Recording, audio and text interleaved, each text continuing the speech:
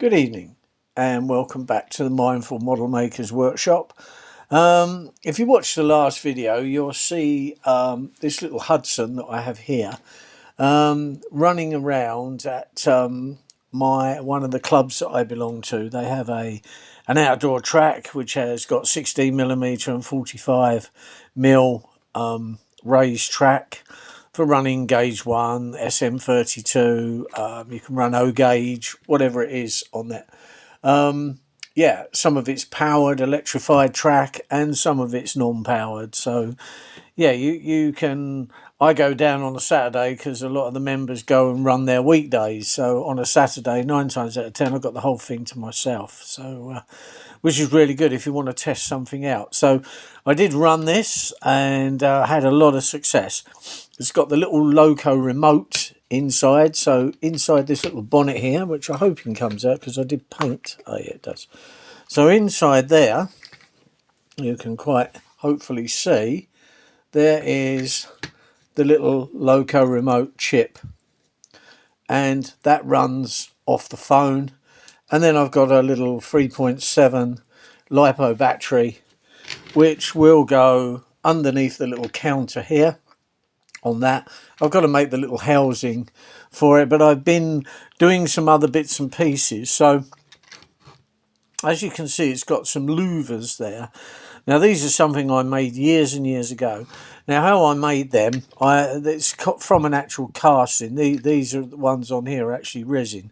But if you want to make them without making a casting, what you can do is just buy quadrant, very small modelling quadrant. I think the Plastrut company makes quadrant, and all you do is cut it to the length you want, stick it on, and it gives the effect of a louver. So obviously that's the ventilation for the diesel engine in there.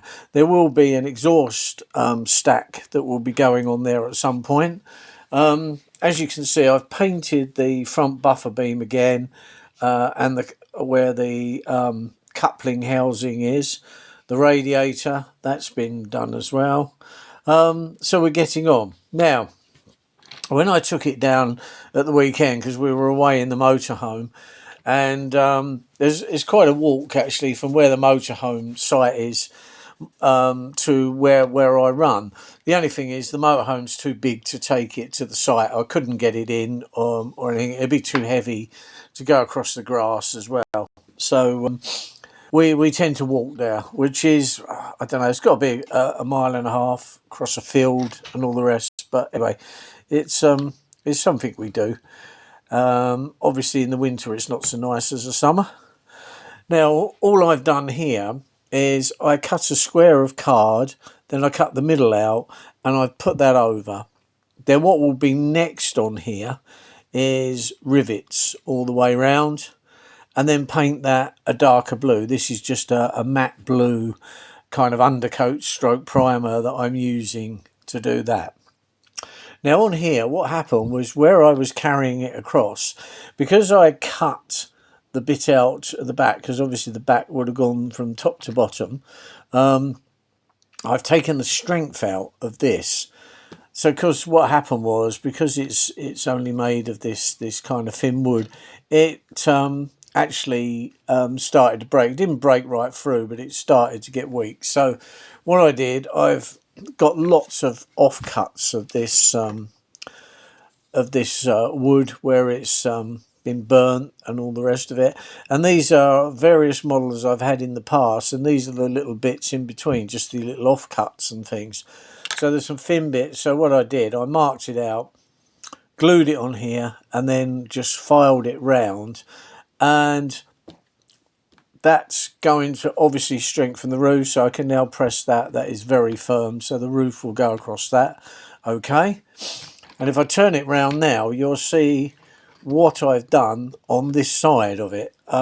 So what I did was again use my Diamante Craft rivets from the diamontecrafts.com. Okay, I think what did I say they were? I think they're £2.99 a pack.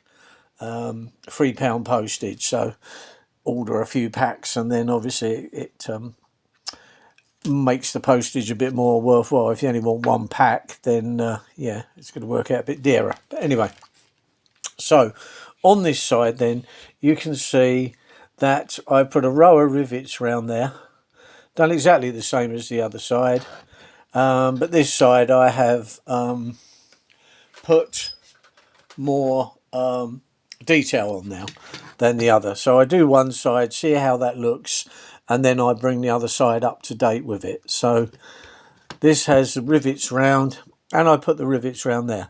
There'll probably be a continuation of rivets down here like so, probably a handrail on the side. I've got various other bits and pieces that will go on as I carry on building this until it's finished. And then once I've finished the paint, on the inside I've started using this kind of matte cream colour, which a lot of locos, if you look inside in the cab areas, they start off a nice creamy colour.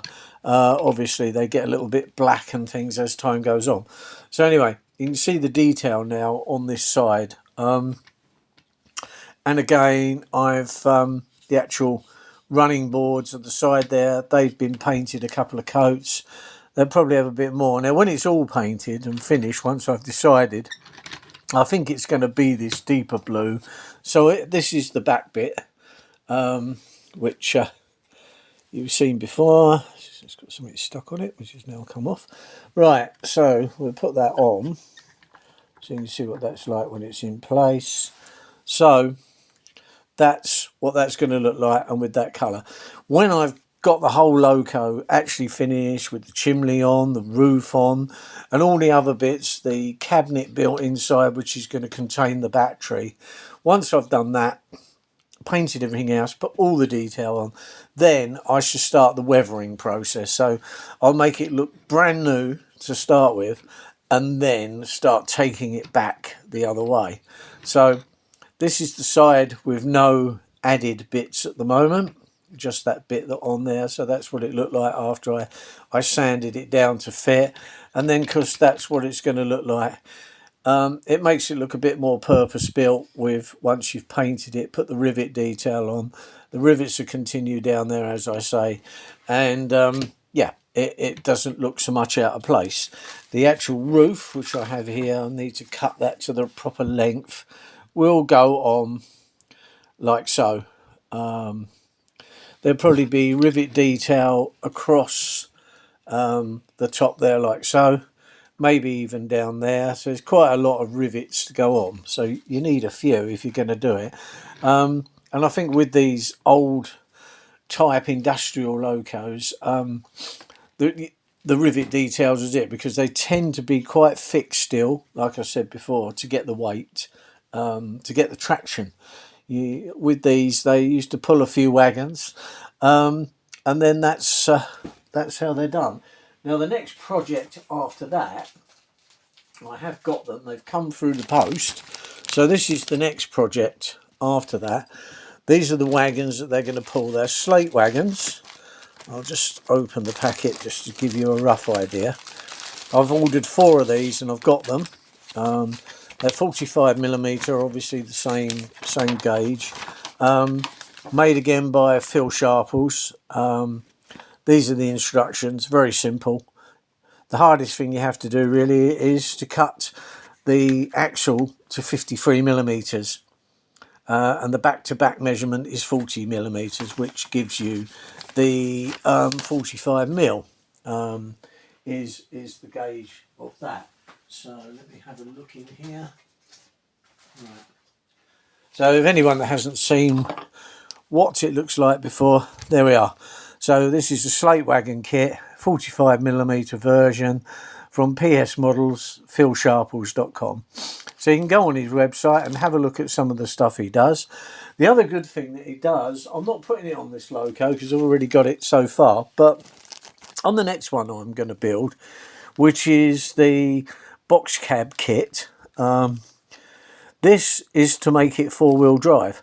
So basically on one axle you will slide this little pulley wheel, and the same again on the other one, and then you'll put this band, a round kind of rubber band between the two, and that will give you, so it's a 4-wheel drive belt and pulley kit. They're only about £3 something, and again, they're what Phil Sharples does. So if you want to, and he makes different sizes as well, you have to go on the website and have a look, and on the packet it will tell you what it's for. So this will do 3 different kits, but also you can work out, if you're building a kit of your own, 50mm centres of the axles will be okay for running this. And then of course he does different size, and again on the packet will give you the size of that. So you'll just have to look into that. Because I've got the box car to build the box cab, I just looked on there, and I see that written on, so I know that this will do that. And of course it will pull a little bit tight, because obviously you need a fair bit of tension for it to grip in the little pulley wheels that go on either axle. So that's how they will go, and that's about the cheapest form of 4-wheel drive you can get. You can get like a kind of a plastic type chain on like a sprocket, 2 sprockets, which obviously is better because this could slip, but it's a very lightweight, small model. It's not really going to put up with the rigours of something. If you've got something, say metal, more weight, going to haul more powerful motor and all the rest of it, then I would start perhaps looking at a chain-driven 4-wheel drive to be a bit more sophisticated. But I think when we're working on this end of modelling, I don't think anything more than that is necessary, and it's very good price. He does make good stuff. It's all nicely laser cut. There's not much work really to put it together. So to me, that's all in there. It comes with the wheels, the axle. There's a rod in there. I'm not quite sure what that bit's for. I haven't really read it in depth. It might be some kind of brake handle or something like that. I'm not sure what that bit's for, but anyway, I will no doubt find out, and I will obviously make a video of me making these wagons so that you'll see them. And then obviously the next stage from that will be to see the loco, see if it'll pull all 4. Whether it'll only pull 2, I don't know yet. They're not very heavy, so I don't see. If I do put a kind of a slate load on there, I'll make a false slate load, so it's like an empty kind of box, but looks like slate on the outside, but hollow, so that you're not adding too much weight, because all you're doing is just putting strain on the loco all the time.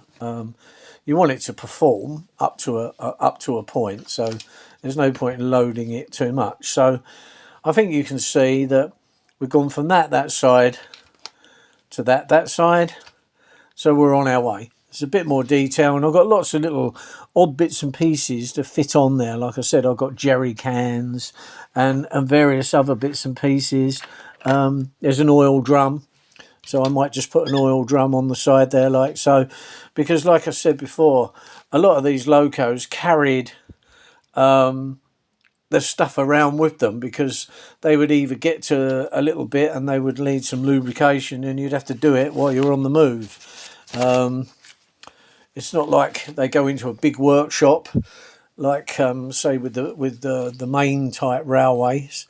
With these little railways that were running quarries and various things like that, it was a whole different ball game. Normally the person who was driving the vehicle maintained it as well, so it's a little bit different. So they would carry a lot of tools with them. So if it broke down or whatever, some had little jacks, so if it came off the track they could jack it back up and get it back on the track again, because a lot of this track wasn't smooth like it would on the main line of the railway. Some of this stuff, if you look along it, goes up and down like a switchback. So yeah, totally different environment. But anyway, I hope you find this useful. If you want to subscribe, what I do now is at the end I will show a link to the previous video, and then that's linked to the previous video, so you can go right the way back, or you can just go on onto my YouTube channel and find it and click on and watch them through in a different order from start to finish, or it just gives you an idea of what I've done before. You can actually see this running, and using the Loco remote system, it did prove to be very responsive. I will have to apologise a little bit for the filming at the weekend. The problem was I had the camera in my hand. I'm looking down at my phone, which is the actual controller for the Loco remote. So because where you're looking down there, your hand with the camera in is wandering all over. So that wasn't the best I've ever done. I think if I go and do that again, which I will probably put a camera on the tripod, put it where it can see the Loco, and then concentrate on the controls and then move from there. Or take someone else with me, perhaps, to do the filming. Might be a better. So I might have to get an outside broadcast unit set up, you know, with more than one of us. But 9 times out of 10, I just try and do it on my own. My other half might be there as well, but 9 times out of 10, she's sitting there knitting. So not a lot of help when you're trying to make a video on a Loco. But there you go. That's how it is these days. So I will see you in the next video. Subscribe if you would like to see more. And I've got over 300 videos on here now. They're all mainly connected to railways. There's card modelling. There's various bits and pieces. So if you enjoy modelling in general, then it may be worth a look. So have a look. Anyway, see you in the next video. Thank you very much for watching. See you soon. Bye now.